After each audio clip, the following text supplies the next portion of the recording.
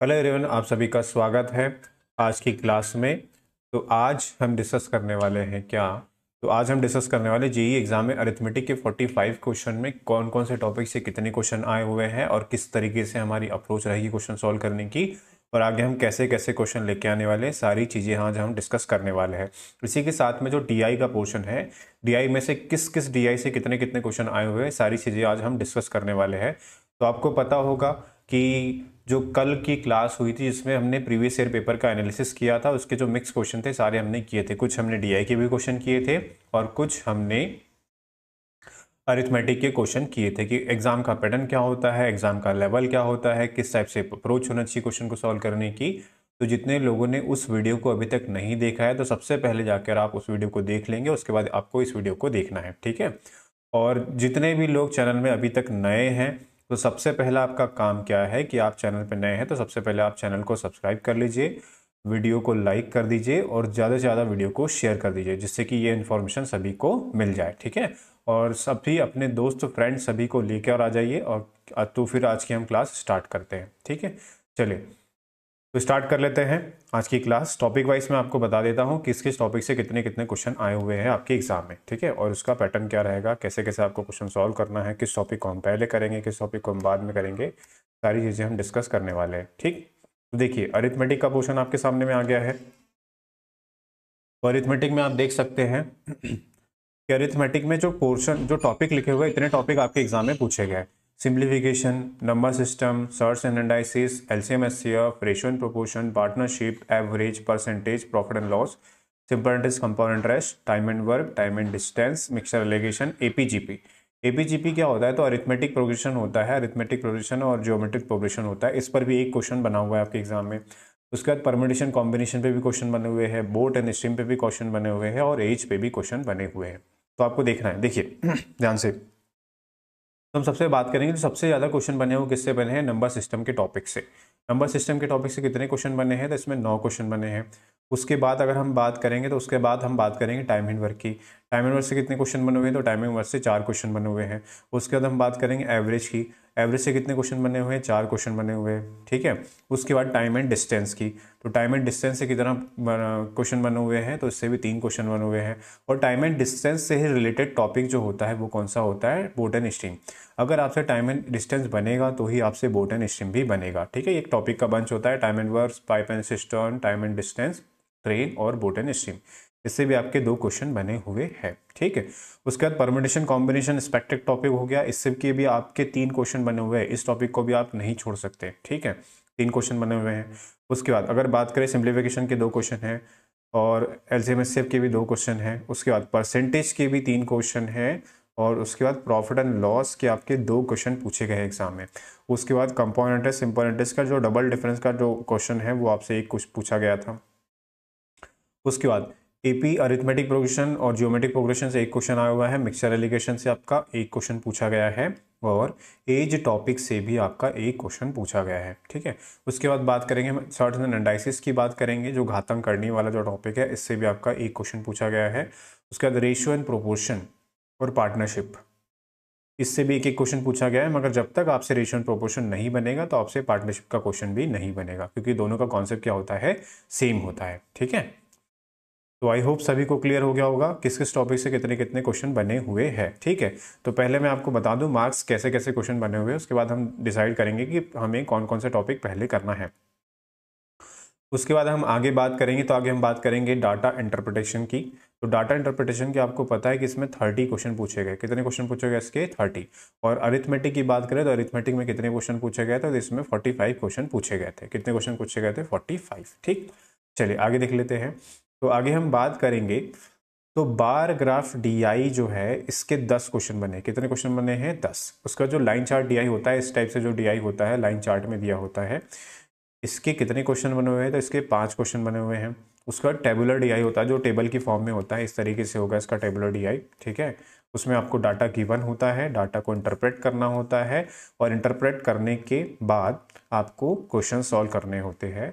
तो उसके जो क्वेश्चन है, उसके कितने क्वेश्चन आए हैं? तो उसके 10 क्वेश्चन आए हैं और एक डीआई जो मिली थी हमें, मिसिंग डीआई, जिसमें कुछ डाटा तो गिवन था और कुछ क्या था? मिसिंग था। तो ये वाला डाटा, मगर जो पाई चार्ट डी आई, इस अगर पाई चार्ट डी आई नहीं आई है आपके एग्जाम में तो इसका ये मतलब नहीं है कि पाई चार्ट डी आई आपके एग्जाम में नहीं आएगी। ठीक है, इस पर भी आपके 5 क्वेश्चन बिल्कुल बन सकते हैं, तो इसकी भी आपको प्रैक्टिस करनी है, इसकी भी आपको प्रैक्टिस करनी है।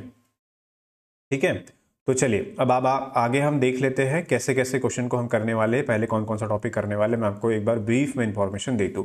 जैसा कि आप देख सकते हैं, और 45 क्वेश्चन में इसमें से कुछ क्वेश्चन जो है 45 में आपके रीजनिंग के क्वेश्चन डले थे, जैसे कैलेंडर के क्वेश्चन देखा था मैंने, और आपका mirror image sorry counting figure का भी 1-2 क्वेश्चन डले हुए थे। तो 45 में जो 2 से 3 क्वेश्चन जो है वो रीजनिंग के थे, तो आपके जो 40 प्लस 42 क्वेश्चन किसके थे, वो मैथ्स के थे। तो वो ऐसा कभी कभी कर देता है एग्जामिनर कि मैथ्स में रीजनिंग के क्वेश्चन 2-3 हो गए और रीजनिंग में मैथ्स के क्वेश्चन 2-3 हो गए, बट हमें मान के ये चलना है कि आपके टोटल क्वेश्चन कितने आएंगे 45, और DI के कितने क्वेश्चन आएंगे 30 क्वेश्चन आपके आएंगे। ठीक है, चलिए तो अब देख लेते हैं। सबसे पहले हमने देखा सबसे ज्यादा तो क्वेश्चन पूछे गए, किससे पूछे गए, नंबर सिस्टम से। किससे पूछा गया है, नंबर सिस्टम से। तो हम सबसे पहला जो टॉपिक स्टार्ट करेंगे वो क्या स्टार्ट करेंगे, नंबर सिस्टम। ठीक है, क्या स्टार्ट करेंगे, नंबर सिस्टम स्टार्ट करेंगे। ठीक, नंबर सिस्टम पहले स्टार्ट करेंगे हम।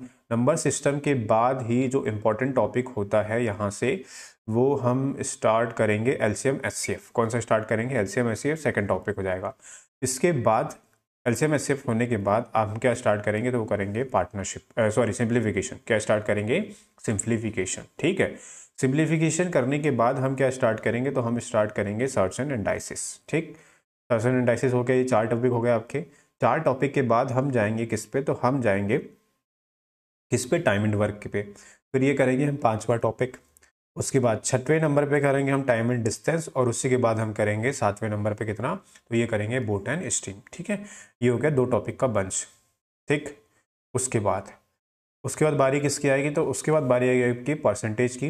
परसेंटेज हो जाएगा आपका 8th नंबर का टॉपिक। परसेंटेज के बाद profit and loss 9th number का, ये हो जाएगा 10th नंबर का, simple interest and compound interest. उसके बाद हो जाएगा एवरेज 11 नंबर पे, और उसके बाद 12 पे हो जाएगा एज का टॉपिक। क्या हो जाएगा, एज का टॉपिक। ठीक है, हाँ, उसके बाद रेशियो प्रोपोर्शन होगा।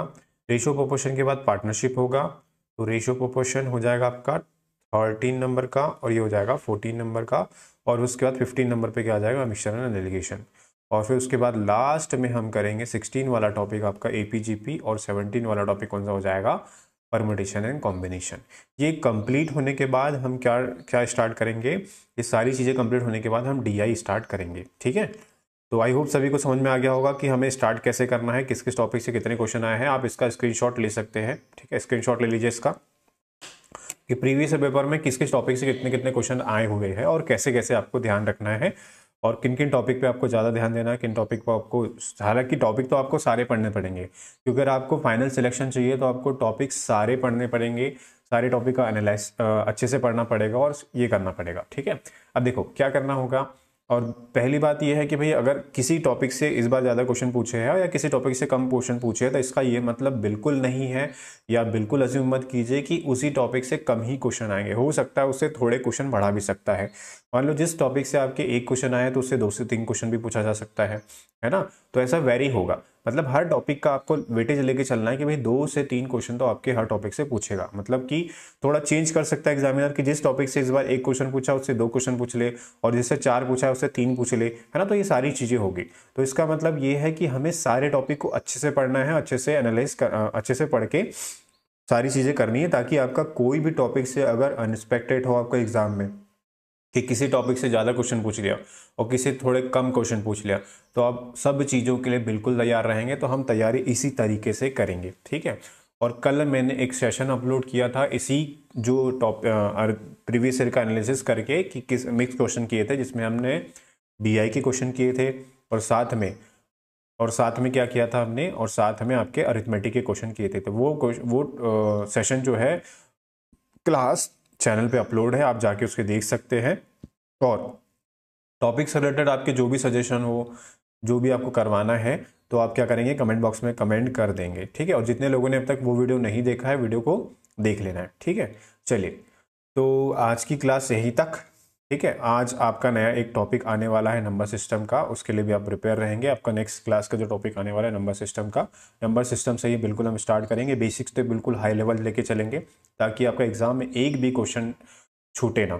ठीक है, तो आपको करना क्या है, आपको बस इतना सा काम करना है, वीडियो को लाइक कर देना है, शेयर कर देना है जहाँ भी पॉसिबल हो, और सभी को बता देना है कि आपकी क्लासेस कंटिन्यू चलने वाली है मैथ्स की। ठीक है, चलिए, thank you so much guys, thank you very much. जो भी आपका सजेशन हो, आप कमेंट बॉक्स खुला हुआ है, कमेंट बॉक्स में आप बता सकते हैं। Thank you very much.